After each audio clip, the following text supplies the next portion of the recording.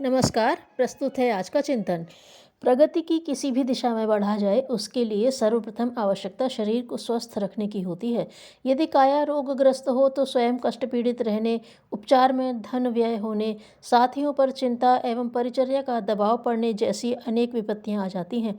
बीमारी संक्रामक हुई तो उसका असर आसपास जाने वालों पर भी पड़ सकता है। रोगी न कुछ उपयुक्त कर सकता है और न किसी पुरुषार्थ का परिचय दे सकता है। ऐसी दुर्दशा से ग्रसित रहने वाले के लिए भौतिक उन्नति का भी द्वार रुक जाता है और आत्मिक उत्कर्ष का भी।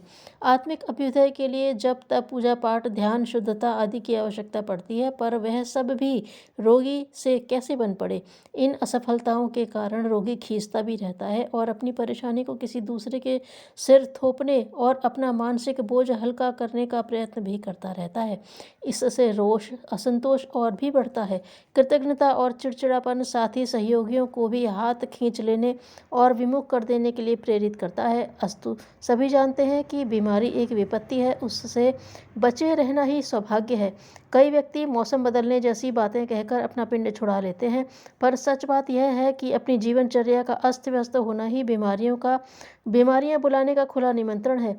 भगवान ने मनुष्य के काय कलेवर में सुरक्षात्मक प्राचीरें इतनी अधिक बना रखी हैं कि यदि वे टूट फूट न गई हों तो बाहर से किसी आक्रमणकारी का उसमें प्रवेश नहीं हो सकता। उपलब्ध जीवन शक्ति में इतनी प्रचंड क्षमता विद्यमान है कि मौसम की प्रतिकूलता और विषाणुओं के आक्रमण को सहज ही परास्त कर सके। किसान को हर मौसम में अपने खेतों पर खुले में काम करना पड़ता है। उसे वर्षा सर्दी धूप आदि का निरंतर सामना करना पड़ता है, पर न उसे लू मारती है न सर्दी जुकाम की शिकायत होती भी है तो वह एक दो दिन में अनायास ही ठीक हो जाती है। इसी प्रकार अस्पतालों में मरीजों का मलमूत्र कफ उठाने वाले, उन्हें स्नान कराने वाले और कपड़े धोने वाले कर्मचारी लगातार रोग कीटाणुओं के संपर्क में रहते हैं, पर उनके ऊपर कोई विपत्ति आसमान से नहीं टूटती। इसी प्रकार महामारियां फैलने के दिनों में सेवा कार्य में संलग्न स्वयं सेवकों को भी इलाज से लेकर अंत्येष्टि संस्कार तक में हाथ बटाना पड़ता है, किंतु देखा गया है कि इसमें सेवाभावियों का आत्मविश्वास और सेवा भाव उनकी रक्षा करता है। विषाणुओं का अंधड़ चलने पर भी उन्हें सुरक्षित बनाए रखता है।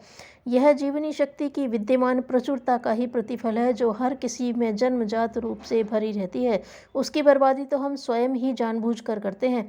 बीमार पड़ने पर इलाज करने की प्रतीक्षा में बैठे रहने की अपेक्षा यह कहीं अच्छा है कि शरीर को ऐसे संयम अनुशासन में बांध कर रखा जाए कि स्वस्थता की तिजोरी पर कोई चोर किसी ओर से आघात न लगाने पाए, आक्रमण न करने पाए। जहाँ चौकीदारों का समुचित प्रबंध होता है वहाँ पर चोरी प्रायः नहीं ही होती।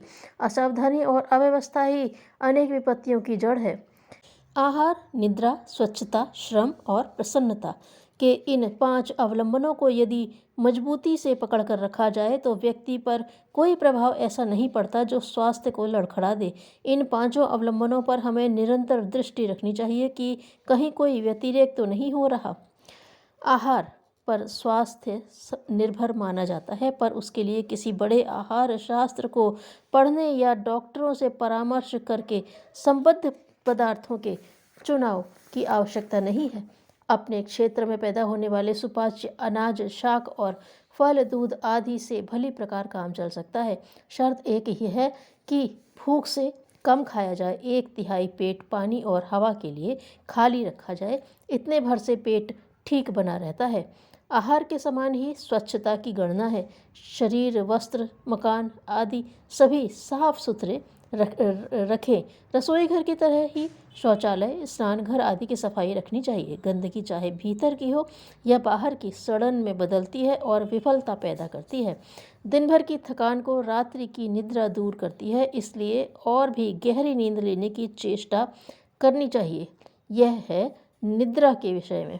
थकान चिंता तनाव अपच आदि ही अनिद्रा के प्रमुख कारण होते हैं। इन्हें दूर किया जा सके तो आसानी से अच्छी और गहरी नींद आ सकती है। स्वास्थ्य को संतुलित रखने में चौथा पक्ष श्रम ही है। अवयवों के सुसंचालन के लिए मानसिक श्रम से काम नहीं चलता। इसके लिए शारीरिक परिश्रम भी इतना होना चाहिए कि प्रत्येक अवयव को गति मिल सके और जकड़न दूर हो। काम से जी चुराने वालों की गाड़ी कीचड़ में धंसी रहती है और वह निकलने का नाम नहीं लेती। इसलिए कड़ा परिश्रम नहीं तो उसके स्थान पर व्यायाम तो अवश्य ही करना चाहिए। परिश्रमी व्यक्ति दीर्घजीवी भी होते हैं और निरोगी भी रहते हैं। 5वां, प्रसन्न मन रखना। हंसते मुस्कुराते रहना एक ऐसा काम है जिसके सहारे शरीर का प्रत्येक कण सजीवता अनुभव करता है और उसके सहारे देह का ही नहीं मन का भी उत्साह यथावत बना रहता है। प्रसन्नता केवल चेहरे का सौंदर्य ही नहीं बढ़ाती, मन को हल्का ही नहीं रखती, वरन अस्वस्थता के अन्यान्य कारणों का भी निवारण करती है। मानसिक रोगों संकटों से तो उसे निश्चित रूप से छुटकारा मिल जाता है। अपने आप में संतुष्ट और उत्साहित रहना ऐसा लाभ है जो स्वभाव को हंसता हंसाता बना लेने से बन सकता है। प्रसन्नता किसी लाभ विशेष से नहीं मिलती, उसे तो एक प्रकार से आदत में सम्मिलित किया जाता है। हंसने हंसाने की आदत मनुष्य की ऐसी विशेषता है जिसके सहारे मनुष्य अपना और दूसरों का समग्र उत्कर्ष कर सकता है और स्वास्थ्य तो उससे सुधरता ही है।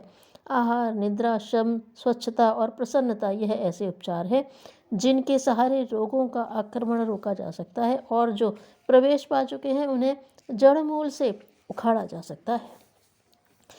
जो कुछ आप करने जा रहे हैं उसके बारे में कहिए नहीं अपितु करिए। धन्यवाद।